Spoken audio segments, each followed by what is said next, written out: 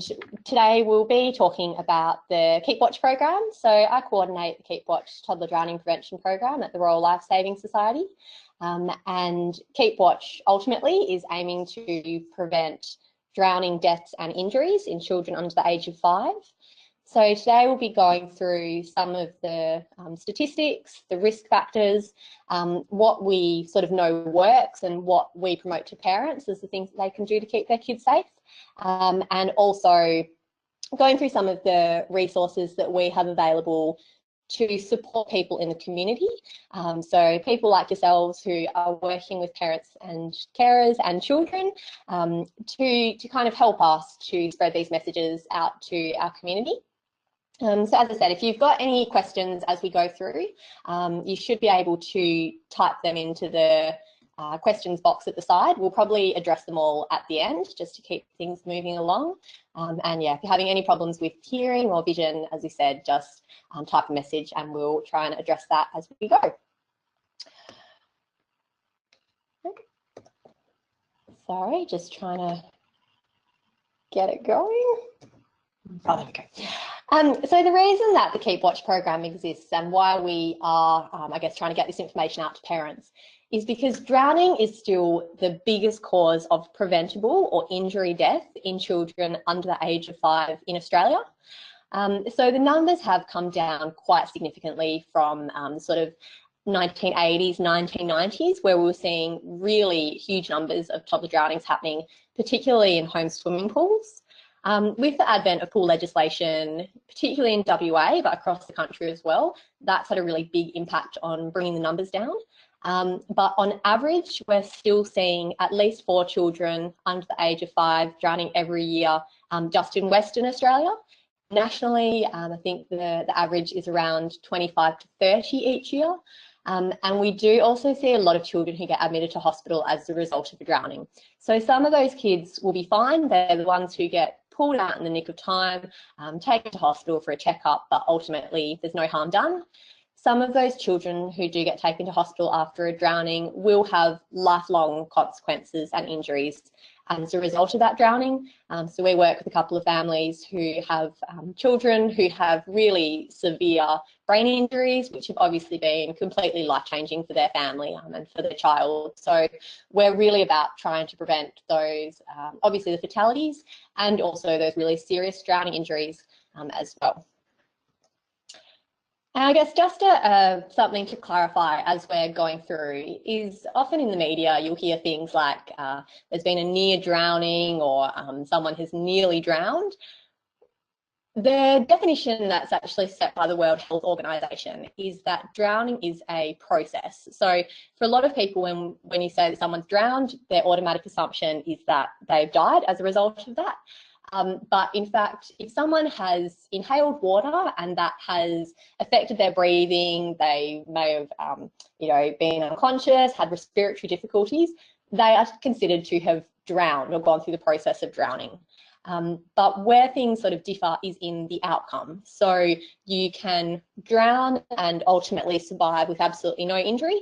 You can drown and survive with an injury. So like we talked about, those children who have brain injuries as a result of the lack of oxygen during the drowning. And of course, we can drown and have a fatality as a result of that. So just a bit of, I guess, clarification around that, because you do, I think sometimes when we talk about drowning, people do think we're just talking about that real serious end of things and the fatalities, but we're really talking about the whole spectrum of drowning. So just to look back a little bit on this topic in WA, the Keep Watch program has been running in Western Australia since 1996. So we've been lucky to have had funding and community support for that whole time. And you can see, I know there's a bit going on this slide, it's sort of looking back at nearly 30 years now of drowning in Western Australia. And while the numbers obviously go up and down quite a lot, you can see generally sort of downward trend in the numbers, which to us is a really positive thing.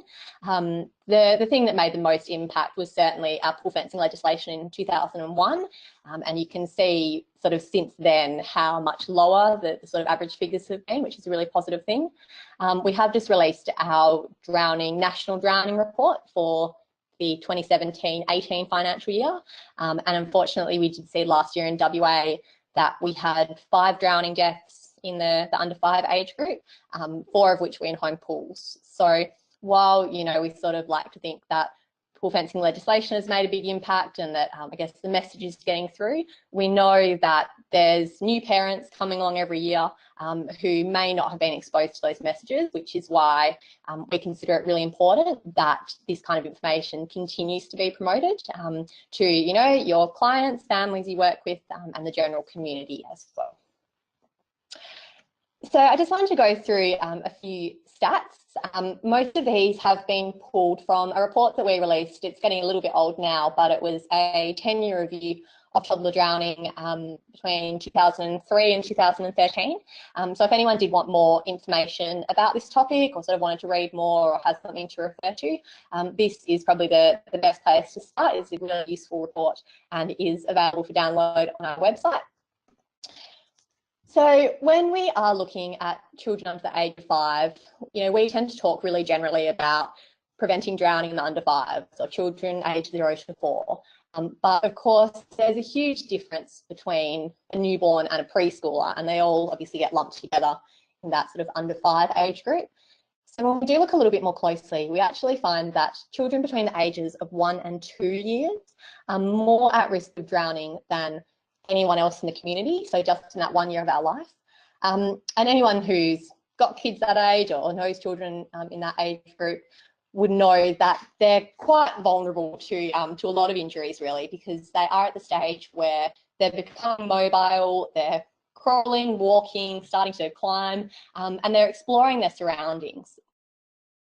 But of course, at that young age, they have very little sort of understanding of danger or how to keep themselves safe. And they do sort of have, I guess, you know, physical limitations as well, in that they can still be quite unsteady on their feet. It's easy for them to fall. And children tend to be quite top heavy as well. So if they are leaning over to look at a pool or look into a pond, it's very easy for a child to topple forwards.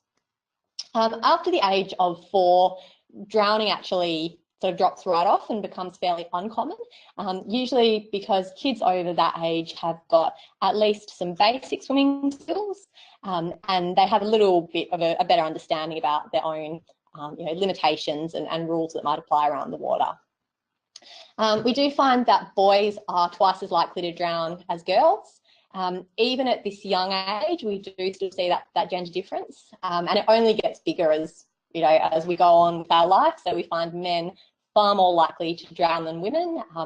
In adults, it's more like around 75 to 80% of drownings are actually males, usually because they're participating in some of the more high-risk activities like boating and fishing and surfing. In the under 5s, it's possible that boys perhaps are a little bit more physical at a younger age, exploring their surroundings a bit more and pushing some of those boundaries.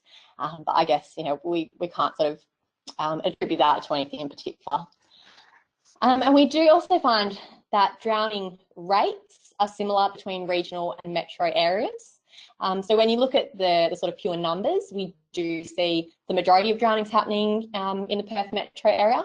But if you then take population into account, it's actually a very similar kind of distribution between our regional and metro areas.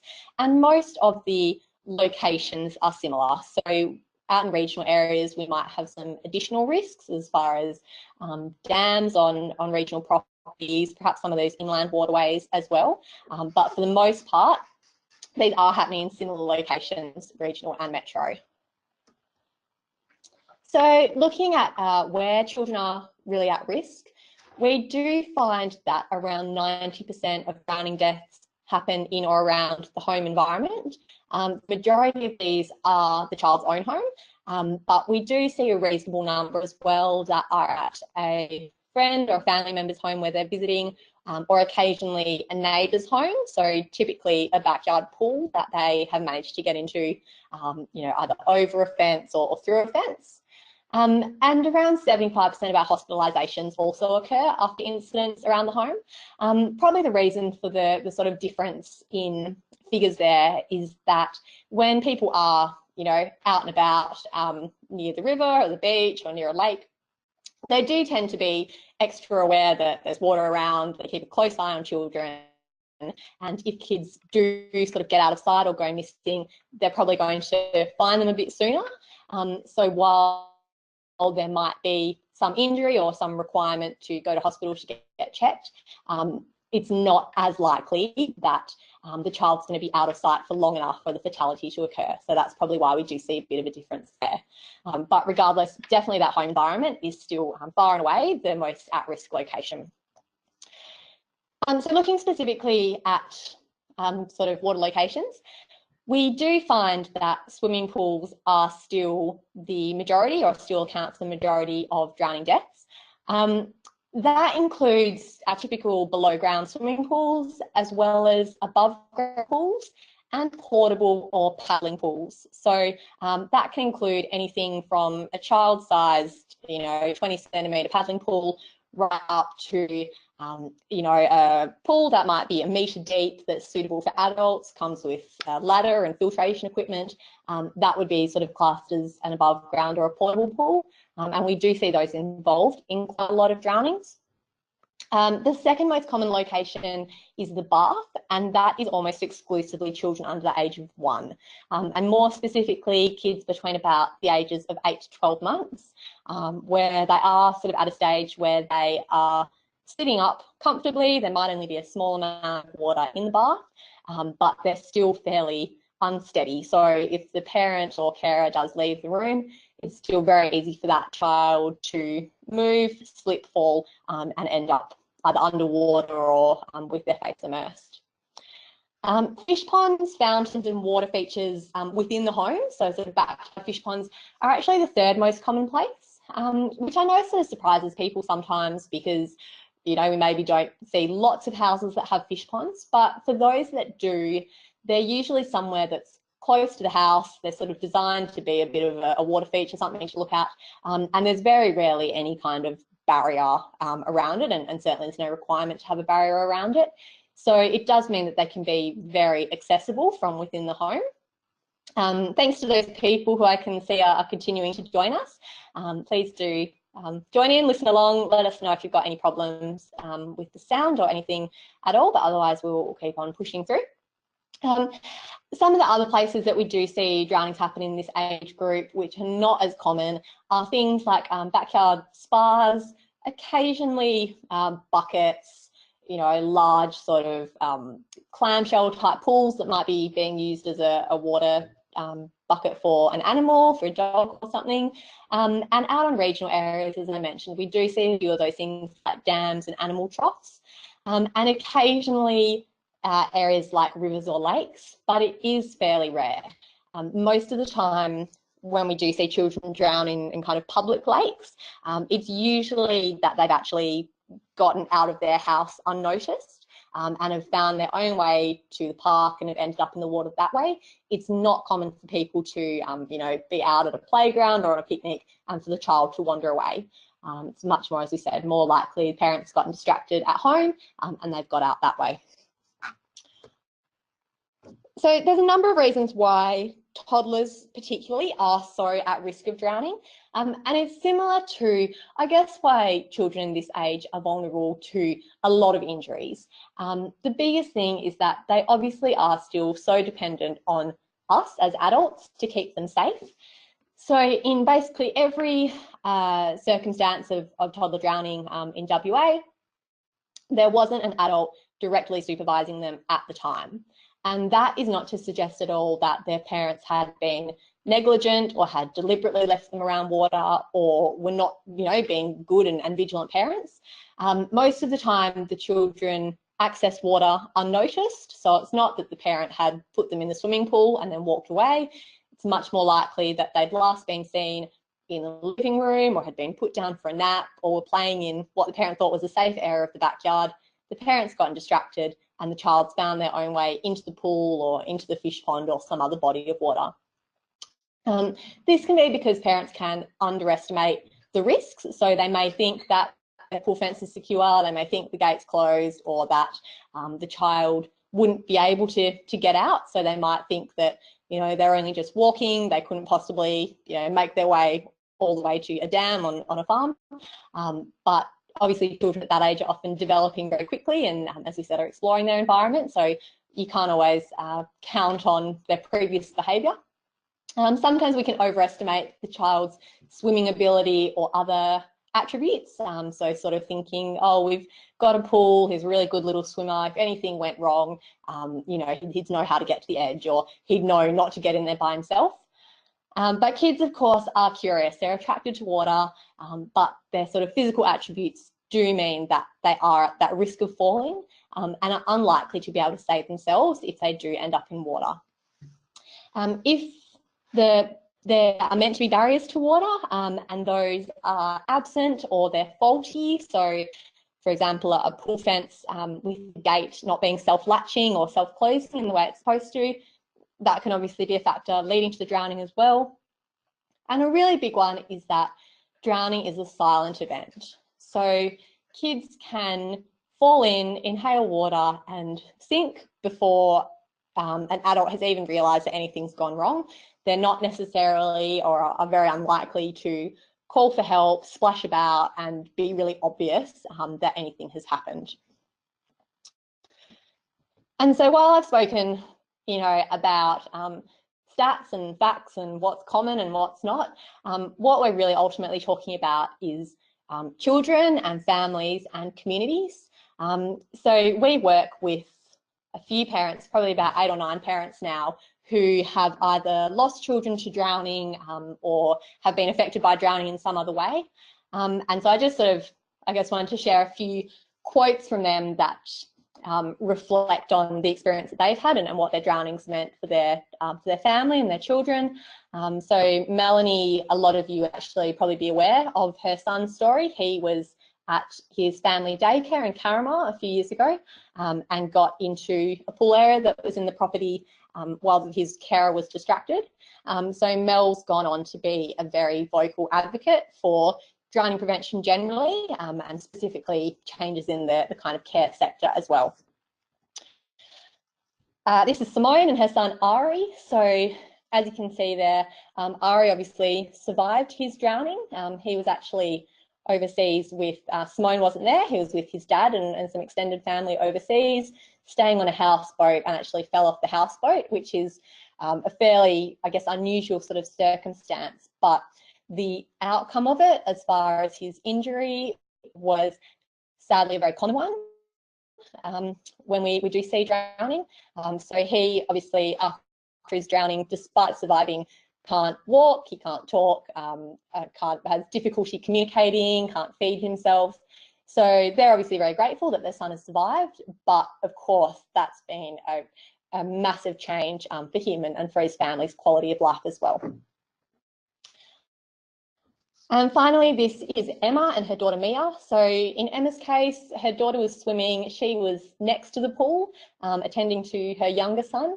And the first thing she sort of knew that anything had gone wrong was when her older son, who was about 9 or 10 at the time, noticed that Mia had slipped, fallen underwater, and he'd gone to the bottom of the pool, pulled her out before Emma had even noticed that anything had gone wrong. So, you know, luckily in her case, as she said, she did go on to make a full recovery, but it still had very, I guess, devastating effects for her as far as feelings of guilt and you know, really wanting to do everything that she could to prevent other families from going through that. So, you know, when we're talking, as I said, we're talking about stats and facts, these are the kind of people and the children that we're really talking about. So having said all of that, the good news is that we can prevent toddler drowning. As far as we're concerned, there's no reason that we shouldn't be able to achieve 0 toddler drownings in Western Australia. So we've got 4 key actions that we promote to parents. So I guess if you are, you know, going about your job, interacting with parents, talking about any of this water safety stuff, these are really the things that we are wanting to be communicated to them as the things that we know work.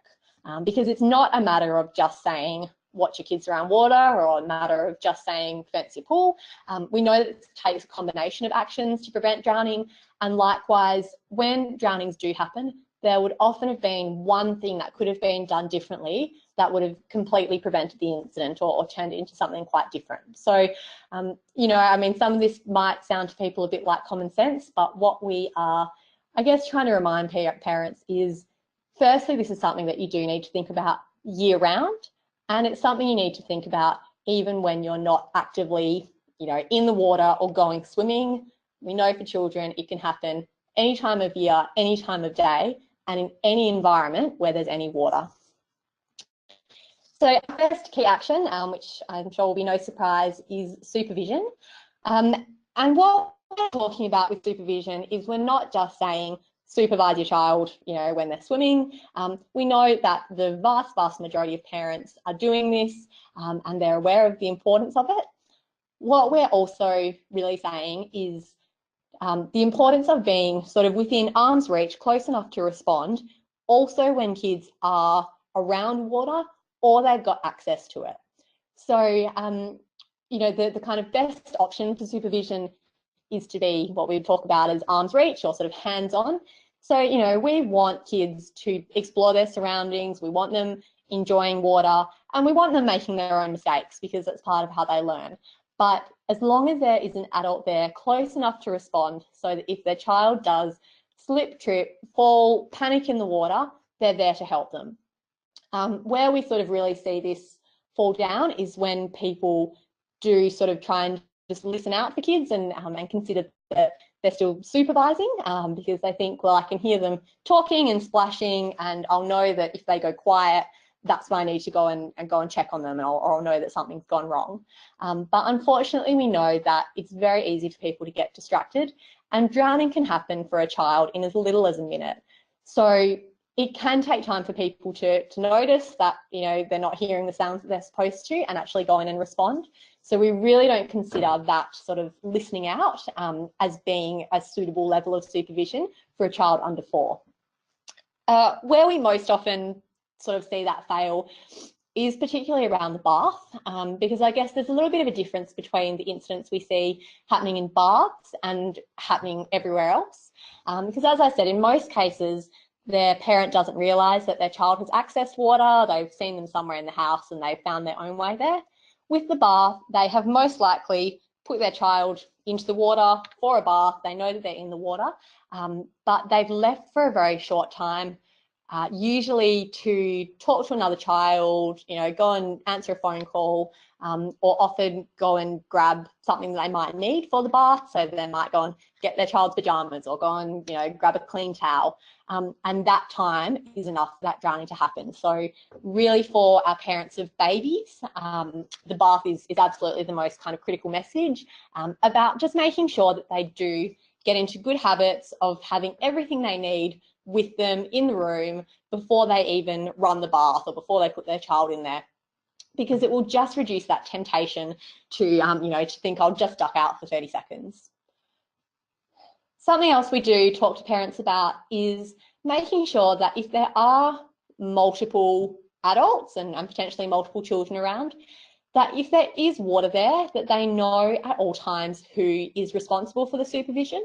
It is very common that kids drown in homes where there's actually multiple adults around.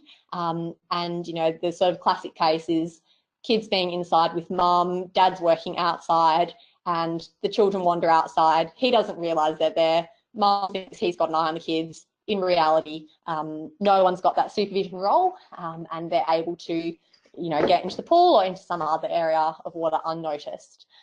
Likewise, if there's a backyard pool party or a barbecue where there's water around, it's very easy to assume that everyone's kind of got an eye on the kids, but it is actually very easy for kids to slip through the cracks. So we really just try and remind people that if you are not directly watching your child, that you know who actually does have that responsibility.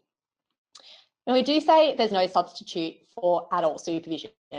There have been quite a lot of cases of children, toddlers or babies, who've been left in the care of older kids, not for really long periods of time, but sometimes in the bath, you might have a 6 or 7-year-old in there with a baby, or out in the backyard, you might have older kids out there and a toddler's playing outside as well. And those children haven't responded appropriately. So they either just get distracted doing their own thing, don't notice that the younger brother or sister or cousin has wandered off, or they think, they can't tell the difference between a child who's fallen into the pool and it's an emergency and they need to get them out. They can't tell the difference between that and thinking that their baby's, gone for a swim, or he's having a swim in the bath. They're not necessarily going to notice or be aware of the emergency that it is.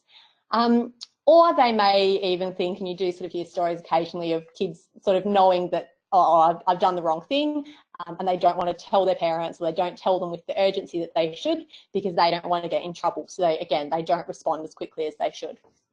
So we absolutely really want to, reinforce to parents, there's no substitute for adult supervision around water, but we do recognise that in most drownings, parents aren't aware that their child's in the water or around the water. They don't know that they need to be having that close level of supervision at the time. So our other key actions are there as, that sort of safety net. So if supervision does lapse and they get distracted, there's something else in place to keep their kids safe. So our second action is to prevent access to water. The biggest and sort of most obvious one with this is pool fencing. And as I said at the beginning, pool fencing in Australia and in WA has made a phenomenal difference to the number of drownings that we've seen. But having a pool fence in place, yes, is the first step and is the law. But where we do see children getting into pools, for the most part, it's not from them climbing over fences or digging under them or getting through gaps. In the majority of cases, they're getting in directly through the gate. It's sort of split between the gate either being deliberately propped open, which a lot of people do. I grew up with a pool at home and we had our gate permanently propped open just about, with a brick that sat right next to it, because the shed was in the pool area, so Dad would be going in and out, or doing gardening in there. And a lot of people do that. They sort of prop it open for ease of access, forget to close it, and a toddler comes along and gets straight in that way. Alternatively, gates are supposed to and legally must be self-closing and self-latching. Often what happens over time is that springs or screws get rusty, stop working, so the gate might not close properly, or if it does, it doesn't latch securely in the way it's supposed to, so a child is easily able to open it. So while it's simple, I guess our main message to parents who have pools is to do that regular maintenance of their gate and their fence, because that is going to have the biggest impact. That's the thing that's going to help it to perform the way it's supposed to. And for those people who don't have pools at home, it is something to think about when visiting friends, family or neighbours who do, because if they're anything like my parents with their propped open gate, it's not necessarily going to be the first thing that mum and dad would think of. If family with young children came to visit, they wouldn't be heading straight out the back and closing the pool gate. So it's really up to parents to be aware when they're visiting someone's home and just asking the question or doing that quick little look themselves to make sure that there's not going to be that risk to their kids. We do see a small number of cases of children climbing to get into the pool area. It's certainly not as common, but it does happen. So again, just reminding people about trying to make sure they really minimise the amount of furniture that can, is easily moved by children, and making sure there's not trees and other plants or anything near the pool area that's going to provide a foothold to children.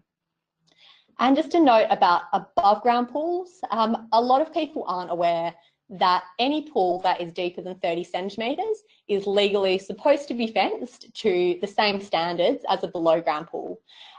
In reality, we know that there are probably thousands of these pools out there. They're the ones that can be bought, for $100 at Kmart or Clark Rubber, and most people, see it as something that's temporary, and aren't aware of the need to fence it or sort of make the decision not to. If people have got kids and they have one of these pools, it is really important that they do look into their requirements, because we have seen a number of fatal drownings in portable pools. They sort of ranged from between 50 centimetres deep to about 1.5 metres, and none of them were fenced. So it does really make a big difference, and I think people do think that it's just for summer, I can supervise it all the time, but unfortunately we know that's just not the case. As far as preventing access to other water, it is really just about people thinking about their home from the perspective of a child, and wherever possible, either emptying out any water immediately after use. So things like the bath or buckets that are being used for cleaning or washing the car, just getting into the habit of emptying those out straight away and not leaving them around. And also just closing doors to bathroom, toilet, laundry. It's certainly not a common thing for a child to drown in a toilet or in a laundry sink or anything like that. But it just means that those places that do have water in them, I guess it's something that people kind of keeping front of mind by making sure they are in those habits of closing the doors. They're thinking about the risks to kids, and they're thinking about what they can do to keep them safe. We sort of recommend to people that they do try and remove any toys or balls from the bath, paddle pools, remove those straight away after use, rather than sort of getting their kids out of the pool or the bath and trying to get them dried and thinking they'll come back and sort out the toys later. Because there have been a few cases where children have typically, fallen into a backyard pool or a paddle pool, and there has been some kind of toy or something they've been playing with still in the water. So there's always that possibility that they are just trying to get to what's in the water and have fallen in that way. So by taking them out, it just removes that temptation for kids. And it also serves as a bit of a cue for them that water time's over, we're getting out now, and we're not getting back in. Our third action is to teach kids to be water confident and to familiarise them with water. So at Royal Lifesaving, we definitely consider it very important for children to be exposed to water from a young age, and to grow up with a lifetime of enjoying water. We're certainly not anti-pool or anti-swimming, quite the contrary. We really want all children to develop swimming skills and to have a love of water. So we do encourage parents to enrol in formal programs. Most aquatic centres and a lot of private swim schools do offer classes from quite young now. It sort of used to be 6 months was the standard kind of minimum age. We are seeing quite a lot now going from 10 weeks or 3 months.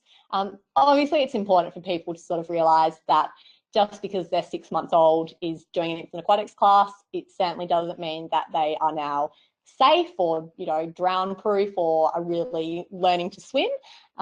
Certainly for kids of that age, it's very much more about getting them familiar with the water. It's getting their parents familiar with sort of knowing how to move and interact with their kids in a pool as well, teaching them some I guess skills and kind of activities that they can then do with children ongoing. And I think the other benefit of doing formal programs is that they do kind of teach kids rules and routines around the water, so they know that every time they go for a swim, they put their bathers on, they might have to hold mum or dad's hand, they might have certain words that we have to say before they can get in. So it's trying to put those routines and rules in place, even for kids who may be too young to necessarily understand I guess sort of understand rules specifically. We're trying to put those unconscious cues in place. But it is really important to remember that just because a child can swim doesn't mean that they can't drown. Even kids who are really, potentially confident swimmers, have spent plenty of time in water, if they fall into a cold pool wearing clothes and they panic, they're not necessarily going to apply any skills that they might have learned during their swimming lessons. So we definitely do try and remind parents that swimming skills for kids are important, but they should never be a substitute for supervision. Our final action is responding in the event of an emergency. So what happens if something goes wrong, we lose sight of kids and they've ended up in a pool or some other water? we do say to parents that it's really important if children are missing around the home or they haven't seen them for a while to think about and look in water locations first before going anywhere else. And I know people sort of panic and think about all the possible things that could have gone wrong, but we do just say, you know, amongst that, just think, is there water around? And even if you don't think they could have gotten into it, you think the pool gate's closed, check it and rule it out. Because if a child has found their way into water, every second counts. And the sooner that they can be found, pulled out, you know, had medical attention, there's of course a much better chance of a good outcome. We do really encourage everyone in the community, but especially parents and carers of young kids, to learn basic first aid and CPR, but always with the caveat that in an emergency, it's better to try their best, particularly in the case of a drowning. If someone is not breathing and not conscious, we would always encourage people to give it their best go based on anything they might have learned previously, seen on TV, heard about. If someone's in that situation, there's not much they can do that is going to make the situation worse. So it is always better, obviously, to call 000 and then to try their best and I guess kind of back their skills. So we do offer a first aid course that is designed specifically for parents. So it's called the Heartbeat Club and it just costs $25 per person. We do offer it sort of regularly at a few locations around Perth, but how most of our Heartbeat Club sessions are actually delivered is by organisations, so child health centres, family centres, booking a course. We provide a trainer, and then, you know, your normal kind of clients or community can then come and do it in that setting that they're familiar with. So I would really encourage any of you who might be in a position to do that to make the Heartbeat Club available for the parents that you might work with or interact with, because we know that's one of those things that a lot of people, parents particularly, sort of always think they must get around to doing it, and it can often fall down to the bottom of the list. So just trying to remind people to make it a priority, particularly if they haven't updated their skills for a while. So having said all of that, what are we doing about this? How are we getting this information to parents, and how can we work with you? So the Keep Watch program is a lot of direct education, so talking to parents through new parent groups or through community centres. We also go out to a lot of community events, so things like family fun days, events run by Playgroup WA, Children's Week, all of those kind of events. And we do also do professional development like today with people who are working with parents. And then we do also have, I guess, some sort of bigger statewide strategies where we have online things through social media. And we do also run a mass media campaign each year. So we've got a TV campaign which runs every summer.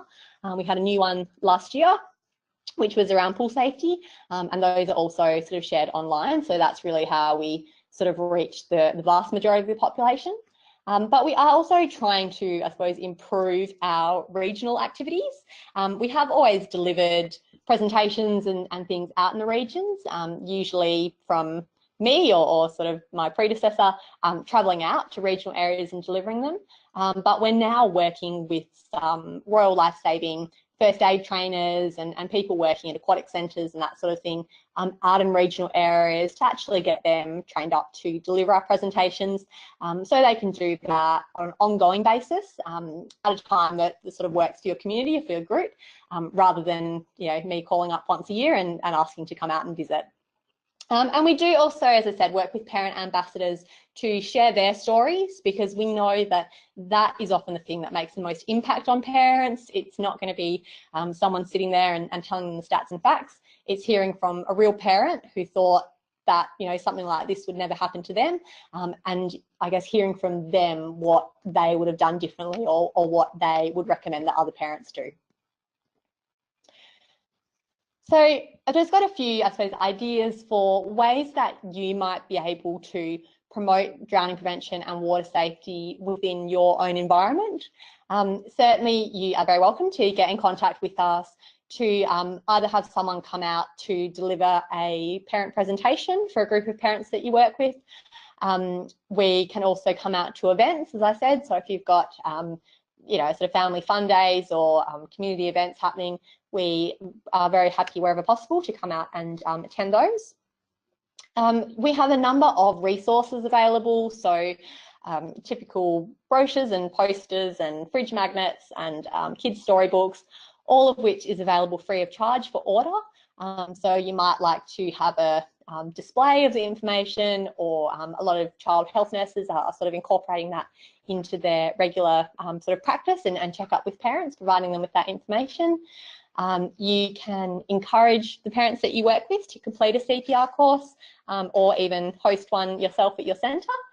And I would encourage you, if you have got any kind of organisational or community Facebook page, to follow Royal Lifesaving and share any of the messages or videos or stories from our page that you think would be valuable for your community, so sharing them through your networks.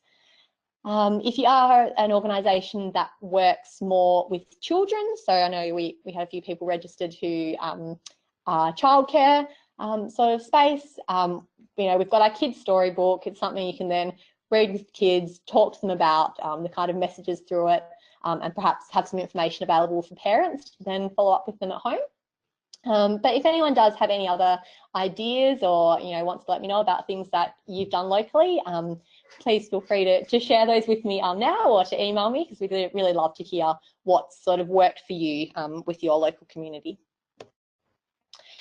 Just a couple of, I guess, notes about specific things that we have available. We've recently produced and released a number of new resources for Aboriginal parents. So these are, we've got a couple of posters there, one about bath time, one about sort of pool and backyard safety, a couple of kids' storybooks, and then a little informational flip book. So those have been developed probably over the last sort of 6 to 9 months in consultation with a number of organisations and individuals who work with Aboriginal parents. So those are available across anywhere in the state, available free of charge. And we do also have some resources for culturally and linguistically diverse parents. So those are a couple of water safety booklets, so one about water safety in the home and one about water safety sort of in the broader community, and a few other settings. So again, those are available free of charge if you work with any of those specific populations, in addition to the general you know, posters and brochures and things that I mentioned before as well. We do also have, just specifically for child health clinics and child health nurses, the bath safety packs, which I know a lot of you may have taken advantage of already, which is wonderful. So at the moment, we are just waiting for some new stock of the flannels and the bags to arrive. So we have been sort of out of stock for those for a while, and I've had plenty of people contacting me wanting to find out when they'll be back in. That should be hopefully end of September, early October. I've got a lot of people on the waiting list already, so if you've already been in touch with me, I'll have your details. But if you were interested in ordering some of the packs or finding out more about them, you can just email me and I will send you the information about those when they're available. Going forward, if you did want to find out more or wanted to keep up to date with anything that we're doing, you can join our mailing list, which I imagine a lot of you were already on there, which is how you heard about today. But if you do work with anyone else, or you know, if anyone else listening in was forwarded information about the webinar from someone else and you're not on our mailing list, you can either join up on our website, or my contact details will be at the end of the presentation. So you can also just email me, and we do a newsletter about 4 times a year, and occasionally a couple of other updates through the year. You can visit the Royal Lifesaving WA if you did want any more stats or facts and safety tips. Again, if you were looking for information to sort of share on your community Facebook page, or if you had a parent newsletter or anything like that, there's lots of good information on there that you can share. If you did want, as I said, any more specific information around toddler drowning, the 10-year analysis of drowning is a really good and quite sort of straightforward resource. So that is available on our website, or again, feel free to email me and I can send you through a copy. And yeah, just a reminder again, if you would like to follow us on Facebook and share some of our messages that way, that would also really be appreciated. So that is kind of everything from me, which looks like we're just right on time as well. So I just wanted to thank everyone who has listened in today. I know some of you are probably been in touch with previously. We're very lucky that we do have so many people in the community who order our resources, get us along to your sessions to talk to your parents, because without you, we wouldn't be able to then get in touch with those parents. So it makes such a difference to us as far as how we can spread our messages. So thank you for that.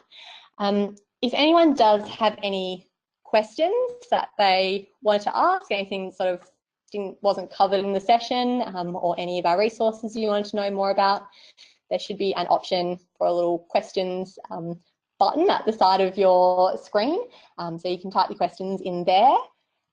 If not, again, please feel free to email me with anything to follow up. I will send out certificates of attendance for people who have listened in today. If that, I know a couple of people were inquiring about that. So, if you don't need one, no problem, I'll send you one anyway. But for those who do, we definitely will get those emailed out in the next couple of days. And we will, if you have got anyone, kind of multiple people listening in, but sort of just logged in as one person, please do let me know so I can make sure that I do get a certificate out for everyone who was there listening. And I will also be sending out a short evaluation survey with that. So we'd very much appreciate if you could fill that in. It's only a couple of questions just to know what was useful for you, or what you could have done without, if there's anything you wanted to hear more about. That would help you in your practice in the future. So that will be coming out in the next couple of days as well. Doesn't look like we've had any questions come through. Hopefully that's because you've heard everything that you need to know. So in that case, we will close things off pretty shortly. My details, I thought I might have had them. There we go. So my details are just there. If you did want to get in touch at any time with any suggestions or any queries, please do. But otherwise, thank you all very much again for listening. And I hope to be in touch with you all quite soon. Thank you.